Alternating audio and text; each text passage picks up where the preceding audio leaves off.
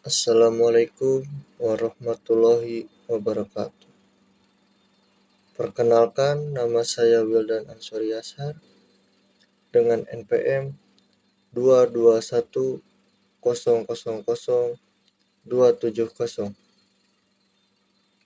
Pada kesempatan kali ini, saya akan menjelaskan materi dari Perjanjian Hukum Internasional, yaitu prinsip-prinsip perjanjian internasional.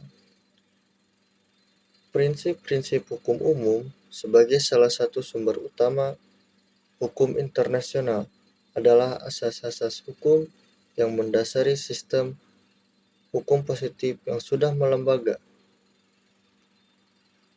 Ketentuan Konvensi Wina mengakui beberapa prinsip-prinsip hukum umum, tentunya terutama terkait dengan perjanjian internasional.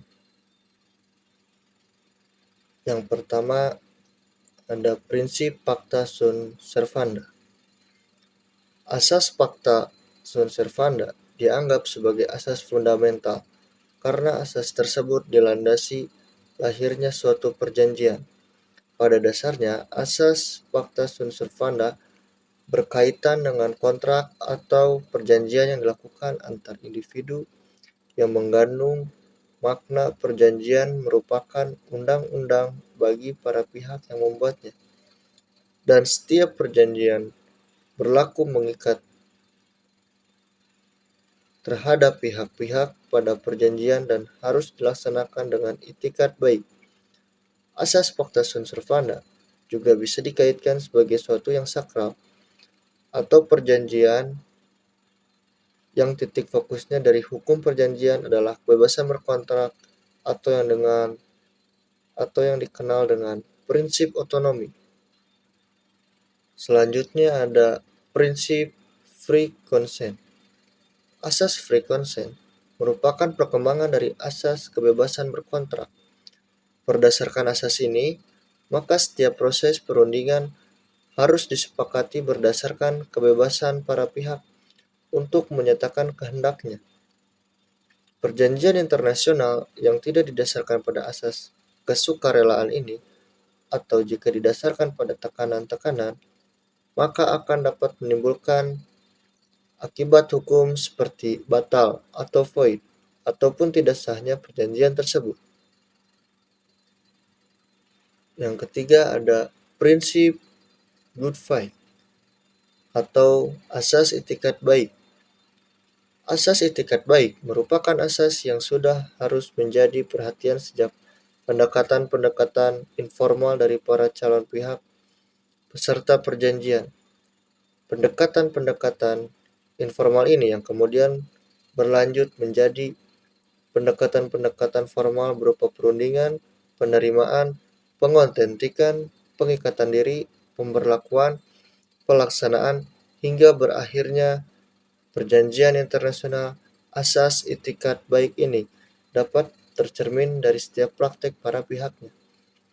Bahkan sebelum perjanjian internasional tersebut mulai berlaku.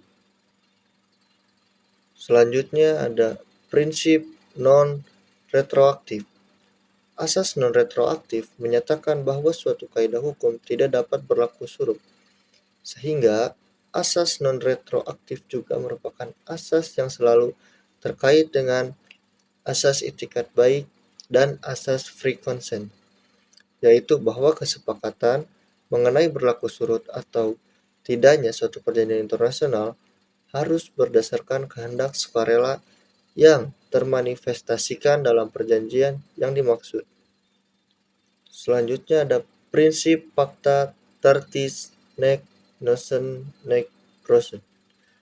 Asas ini terlihat secara eksplisit pada pasal 34 VCLT 1969 yang berbunyi, "A treaty does not create either obligation or right for a third state without its consent." Berdasarkan asas ini, maka setiap hak dan kewajiban yang timbul dari perjanjian internasional hanya mengikat para pihak pembuatnya yang dengan kata lain tidak menimbulkan baik hak maupun kewajiban pada pihak ketiga, kecuali pihak ketiga yang bersangkutan menyetujui asas ini berkaitan dengan asas pacta sunt servanda yang secara linear terkait dengan free consent, yakni setiap pihak peserta perjanjian internasional haruslah menyepakati dan bukan hanya menyepakati, tetapi juga menyepakati secara sukarela. Lalu ada prinsip rebus sis stantibus atau fundamental change of circumstance. Asas rebus sic stantibus merupakan asas yang memberi kemungkinan bagi negara yang mengalami perubahan drastis atau fundamental change of circumstance untuk melakukan penarikan diri dari suatu perjanjian internasional. Kemungkinan penarikan diri tersebut terkait dengan bahwa jika tetap mengikatkan diri pada perjanjian internasional tersebut, maka akan membahayakan eksistensi negara tersebut.